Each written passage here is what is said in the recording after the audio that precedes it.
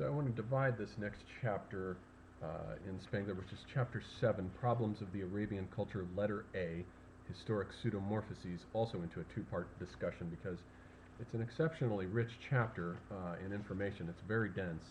And in the first part of the chapter, he introduces the whole concept of the pseudomorphosis, or rather goes back over it in more detail, and the whole idea of what I call the boundary act that's linked with it. And then in the second half, he goes into all the details about the evolution of the mind, the intellectual development of the Magian civilization, beginning with the prophets. So we'll do that in a second discussion. In the beginning of the chapter, he starts right off by saying where he got this image of a pseudomorphosis from, and he says that imagine in a rock stratum are embedded the crystals of a mineral, and he says that over time water comes through fissures in the rock and it washes out the inside of the crystal so that its interior is eroded and washes out. Then over time volcanic eruptions take place, then the lava comes up and it pushes its way up through the rocks and to the inside of the crystal, and it can't take on its own shape, so it has to take on the shape of the outermost crystal. And then when it hardens and solidifies, what is left is what appears to be a crystal, but if you crack it open, there's a different rock on the inside that's been forced to take on the shape of the crystal. That's the term in mineralogy that he borrows the concept of pseudomorphosis from to describe the process whereby an older culture lies so heavily over a landscape that a newborn culture, a nascent culture, has difficulty finding its own unique expression language, and has to express itself, new wine in old wineskins, has to express itself through the old form language for a while first, before it figures out how to crack open the older shell and shed the carapace, and then spread its wings with a new kind of organism that then takes on flight. And the problem with this is that the pseudomorphic process, as we've seen, is a general process that takes place all over the place. It's very normal to have some degree of it at the birth of each one of these civilizations. They all sort of influence each other more or less, with the exception of the Mesopotamians and perhaps the Hindus, and those are about the only exceptions. So they all have it to some degree. But now he says, he gets into a discussion then that's related to this at the beginning of what I've termed in some of my writings, boundary acts. Now, boundary acts are crucial in deciding whether a culture will fall prey to a pseudomorphosis, a complete one, or whether it will limit and expel the foreign influences so that it can maintain its own unique form language. And he says that in the case of the West, we were largely fortunate that with Charles Martel and the battle in 732 at Tours, which repelled the Muslim invaders and was successful and victorious, was the thing which saved the West, for the most part, of suffering an Arabian pseudomorphosis. If, he says, Charles Martel had lost that battle, what would have happened was what did happen after the Battle of Actium in 31 BC in the classical civilization was the other civilization, in this case the Arabian, would have overlain not just Spain but the entirety of Europe. And he says we would today perhaps be expressing ourselves using mosques. The cathedral would have been expressed through the mosque somehow. Arabic would have been one of the European languages. It would have been a whole different ball game, a whole different type of pseudomorphosis if that battle, which was a boundary act that decisively divided the West from another civilization. And many civilizations have these boundary acts. The great boundary act during the Persian Wars of the Persians invading the Greeks under the Achaemenid Empire, roughly 500 BC, coming in at the Battle of Marathon with the whole issue of the 300 and so forth. That was a boundary act on the part of a newborn culture, the Greeks, coming into being at that point and resisting successfully, also in this case, a Persian pseudomorphosis. If the Persians had won, we might not have had the miracle of Greece, the 5th century miracle with all the great philosophical and artistic events that took place. Or if they had taken place, it would have been a strange eclecticism of Persian culture forms and an inward Greek alien spirit. So that was another example of a successful boundary act in which one culture defined itself in circumscription from another. There's a Greek Byzantine epic It's a relatively obscure one. Most people have never heard of it. It's called De Genis Acretis. That was written roughly 12th century A.D. and not too far off from the time that Ferdowsi in Persia was writing the Shahnameh as the great Persian nationalist epic, which is basically just an extended king list. The Sumerians, of course, invented the king list, where what you do is, what the Sumerians did with the king list is to list the reign of each king, how long he reigned, as the cosmic order passed down from heaven to earth and was passed from city-state to city-state, and how long it was roughly. The early reigns of the kings being invariably of mythical, centuries long, sometimes thousands of years and so forth. And of course the early kings in the Shahnameh also are recounted as having long reigns, like Yamshid, the king who invented all the arts of civilization, architecture and brick making and so forth, and had an extraordinarily long reign. But De Genis Acretis was, it's an epic that's inferior to Ferdowsi's monumental masterpiece, which I highly recommend. It's fabulous. It exists in English translation that is not a complete translation, but it's the best thing we've got right now, and it's a very good one, though. It's about half the epic. It's well done. It just came out. I forget the translator's name. It just came out a few years ago. It's excellent. But the De Genis Acretis means the Acritai were a legion of border guards that guarded the border of the Byzantine Empire. As we know, the Byzantines were at war with Islam for many centuries, from about the 8th century AD to about the 11th century AD. And the Acritai were these border guards whose job it was to perform basically in Syria, along the upper Euphrates, to guard immunologically, to guard the border and prevent the incursions of the Muslim civilization getting in there. And De Genis means die, to genus, descended from, to blood.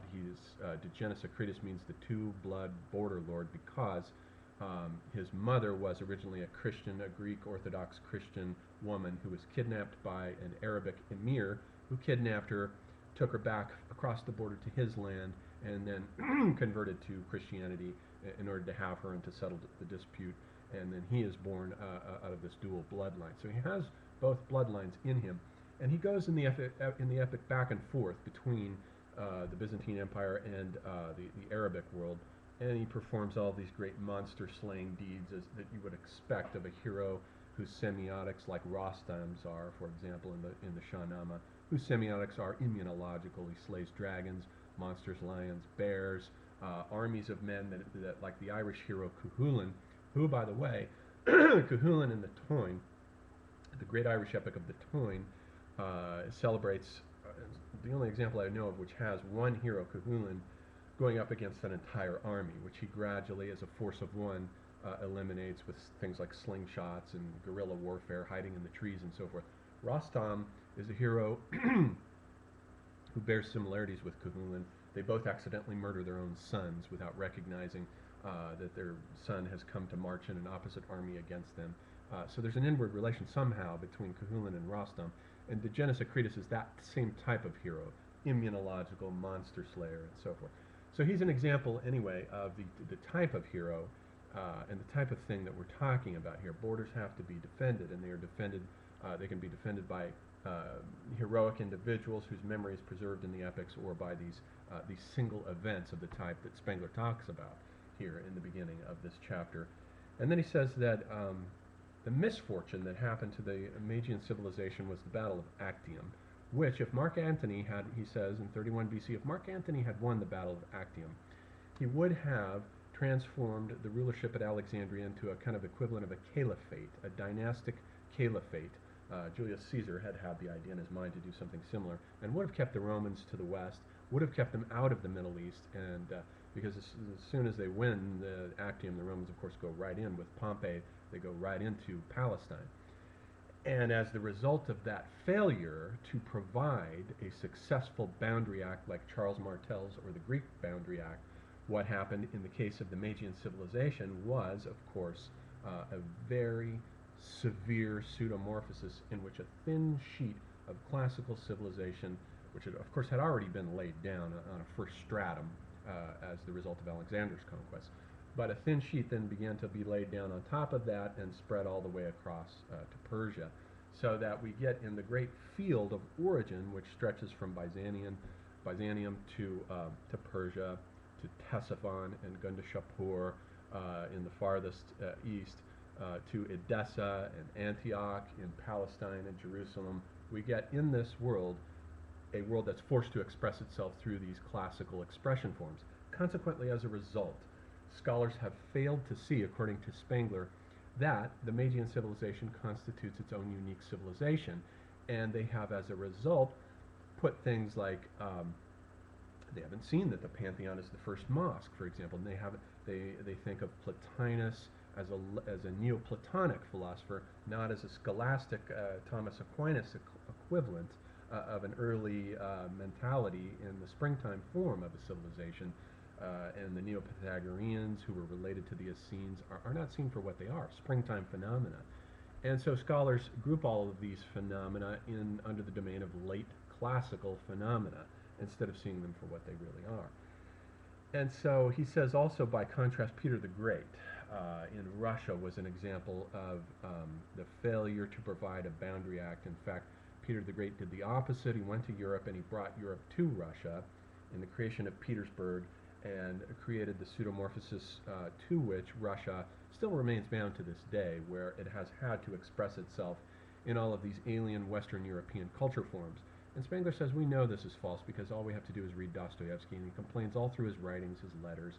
St. Petersburg is the most artificial city in the world. It feels like a dream that could evaporate at any moment. There's something basically false about it, Dostoevsky said.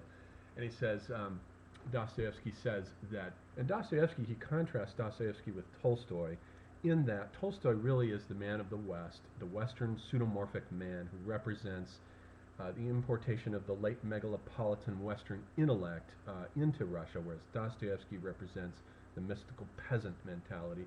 Dostoevsky writes in his writings that everyone in the streets and the marketplace everywhere now speculates about the nature of faith. Everyone's talking about it everywhere you go.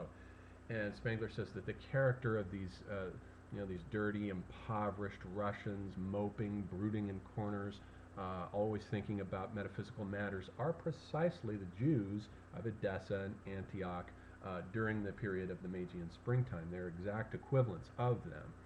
And so he says that Dostoevsky had always intended to write a life of Christ, and if he had done so, it would have been an authentic gospel. And so the Russians, for the Russians, the peasant is what matters. The countryside is what matters. Mother Russia is what matters. And we should not be deceived by the false surface forms of Bolshevism, for example, or the city, the industrialization, Stalin's enforced industrialization of Russia, and so forth. We shouldn't be deceived by all that. It's a false form, and eventually it'll slide off. So the Russians have, like the Magians, had the misfortune of undergoing a very severe pseudomorphosis.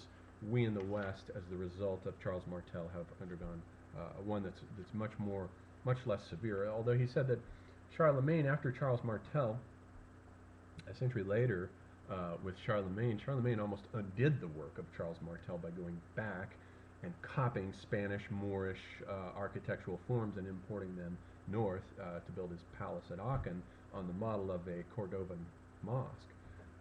So he almost undid the work that Charles Martel had done as his great boundary act.